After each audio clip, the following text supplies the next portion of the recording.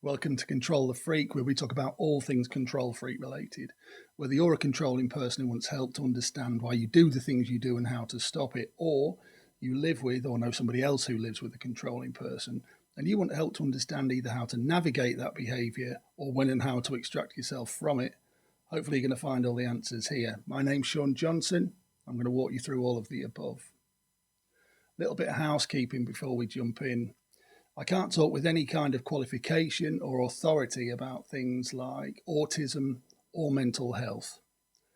Autism's a funny one. I can understand why some people might come here for help with that, because there's certain parts of the autism spectrum whereby if that individual either doesn't have or loses control, it can be catastrophic for them and the people they live with. But I think there's a very different drive going on there, and I can't pretend to understand it. Mental health I can talk about, and I will talk about, but it'll be anecdotal. It'll be from my point of view, my experiences and experiences of people I know and the outcomes of those experiences. But again, I have no qualifications.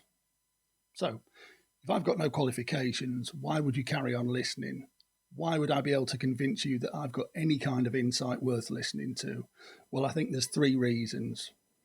The first one is counselling.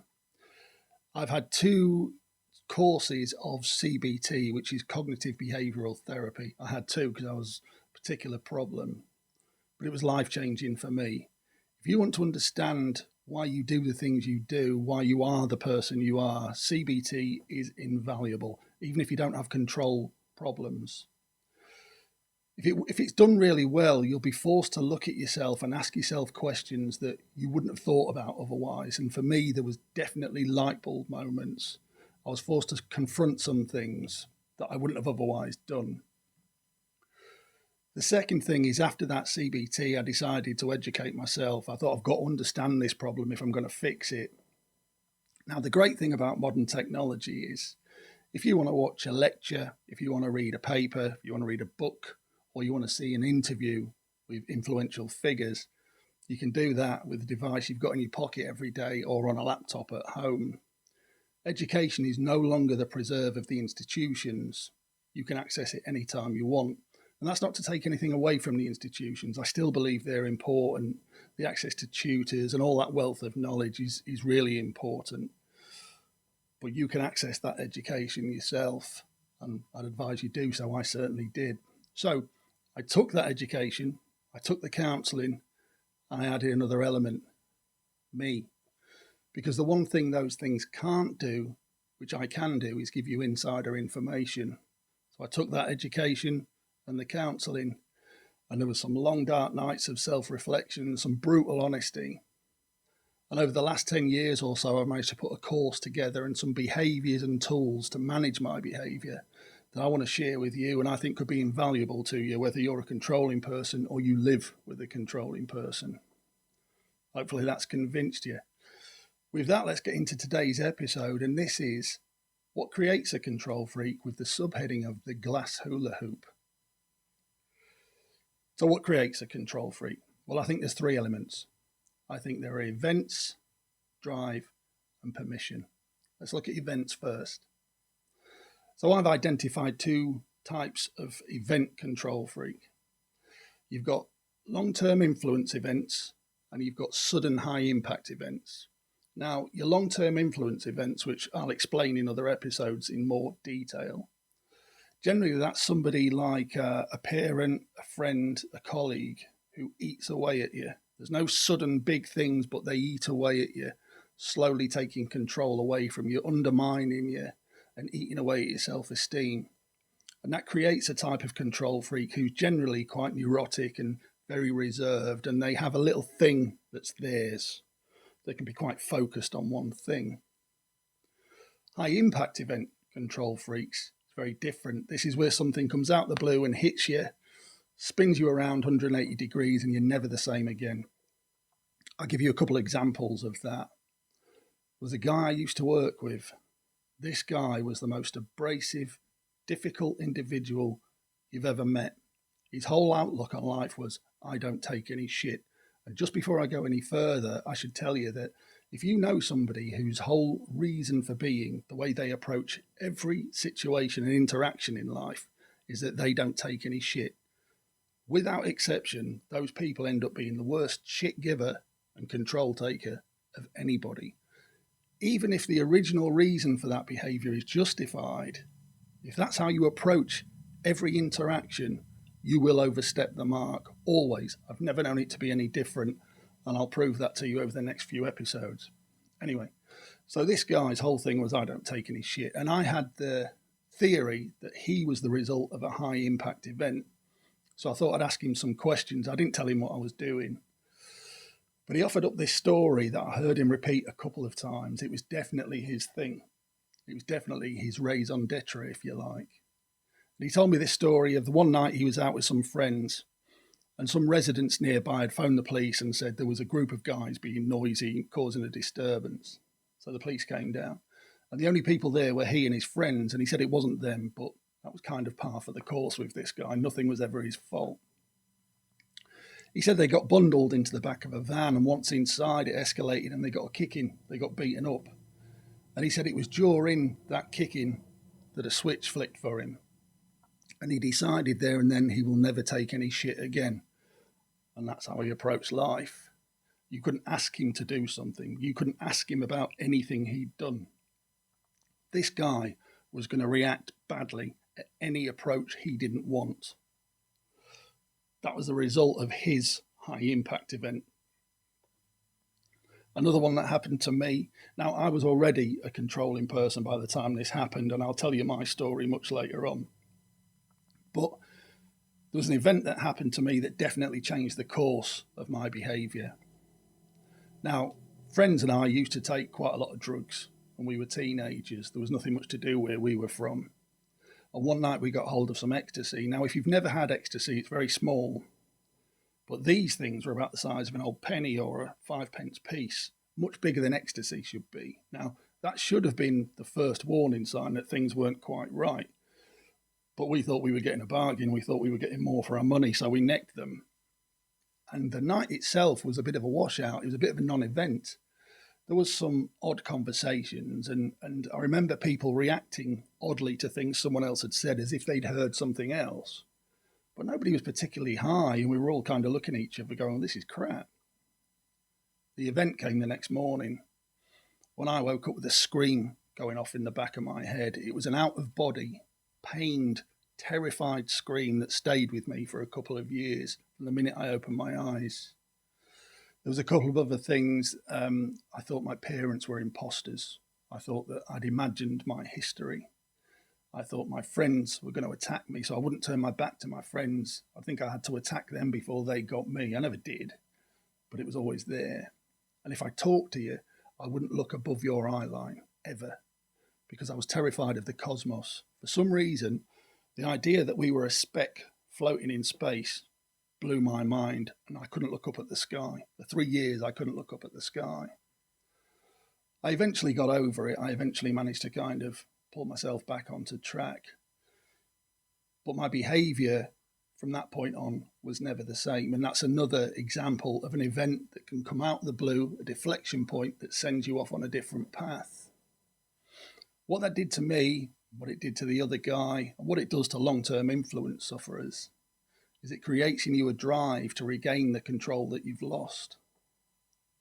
Problem with that is most people aren't aware of how much control they've got. If I asked you to quickly answer and tell me how much control you've got, I wouldn't get a quick answer. You'd have to really think about it.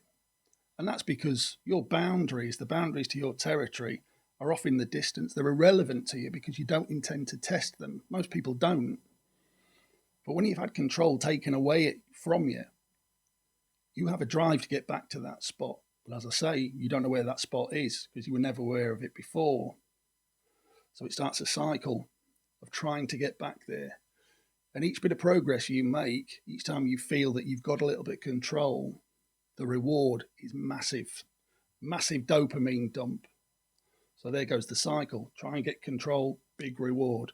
Try and get control, even bigger reward. And before you know it, you've gone way past where you were before. That's behind you now. You don't even know what it looks like. And you're getting out of hand. So that's the drive. But we couldn't do what we do without permission. And permission works in a couple of ways. I'll tell you how it worked for me. We got a load of shows in the 90s coming over from the States, and these were things like Ricky Lake, Oprah, Montel Williams, things like that.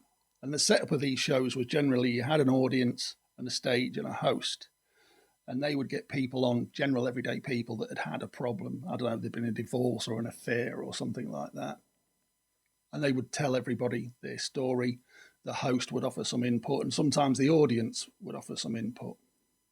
After a while, they started getting professionals on, psychotherapists, psychologists, and they would go through the story. What they would do inevitably was work back to a point at which the perpetrator had had something happen to them, their event, if you like, although they didn't call it that. And the upshot of that was always, it's not your fault. You're this way because of that. I remember watching these things, and I knew I had a problem. I knew I was really controlling anyway, but I would watch that, hear that reasoning and go, it's not my fault. It gave me permission. I could point to who had done that to me. And as far as I was concerned, they were responsible, not me anymore. And I now had permission to carry on as I am because psychologists on the telly were saying it's not your fault. The other way permission works is the way that controlling people act every day. Now, much like when I said, how much control have you got? And I said it's off in the distance, you're not aware of it. With us, our perimeter has shrunk. And this is where the glass hula hoop comes in. Because we carry our perimeter. It's about a foot around us. And we hold on to it. And it's very, very fragile. It's like it's made of glass. And that also makes it very difficult to see.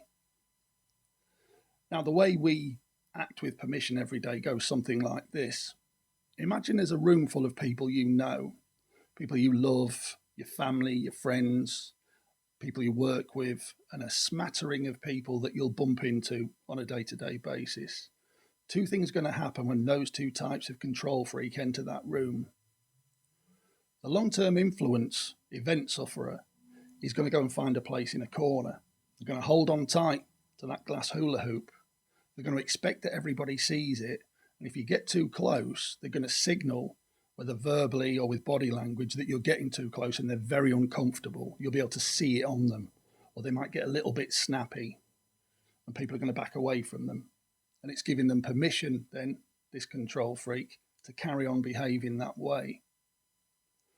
Likewise, the high impact control freak is going to snatch permission.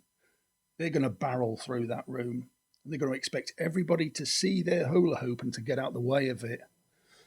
The permission comes in with every backward step you take. So there we are, this really fragile perimeter that we're barreling through the room with. And you're taking backward steps. Every time you do that, you're giving us permission to move forward again. There's a new line in the sand. The rules that existed before are now behind us. This is now the minimum compliance we expect. But control always escalates. I always say that. Control always escalates. So we keep moving forward. You step back, new line in the sand, new rules. The other ones don't matter anymore. We step forward, you step back, new rules. And we keep going until the high impact control freak has corralled you into a corner. And at that point, you've got two options of how to react. Now, you can choose that point to advance on the control freak. That's not a good idea because you've already agreed to everything.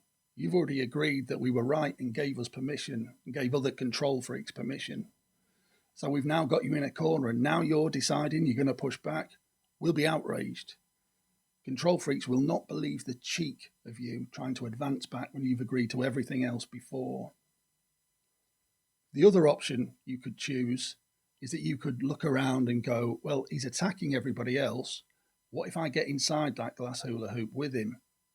Terrible idea. Worse idea than trying to advance back on us. You've got a little chance, not a lot, but you've got a little chance if you try and push back. If you get inside, you are now expected to hold that hula hoop and protect it just as much. And if you don't, it's the worst kind of betrayal ever. You're now beholden to all kinds of rules that you haven't even realized you've accepted by stepping inside. So let's go over that again. You've got events, drive, and permission. Hopefully I've explained well how that permission works. So what do you do about that? Well, you need to be able to recognize when to say no, and that's not easy because nowadays, with the evolution after those TV shows of giving people permission to be controlling, people are starting to identify control in all the wrong places. I see it lots of times. She's being controlling, he's being controlling, etc., etc. And quite often, as somebody who understands control well, particularly controlling motivation, I'll look at these scenarios and go, yeah, there's control there, but it's not what you think it is. So how do you push back against it if you can't reliably identify control? Well, luckily, I've got a foolproof way for you. If you join me in the next episode, I'm going to give you a breakdown of how to identify controlling motivations very early on and to track it through to the end point to confirm any doubt that you might have. So hopefully you're going to join me for that. In the meantime, I've got some emails and stuff down here, Twitters, I think Instagram. So fire any questions you want at that. Drop it in the comments. But in the meantime, I'll leave you with this. Control the freak, not other people. I'll see you next time. Behave.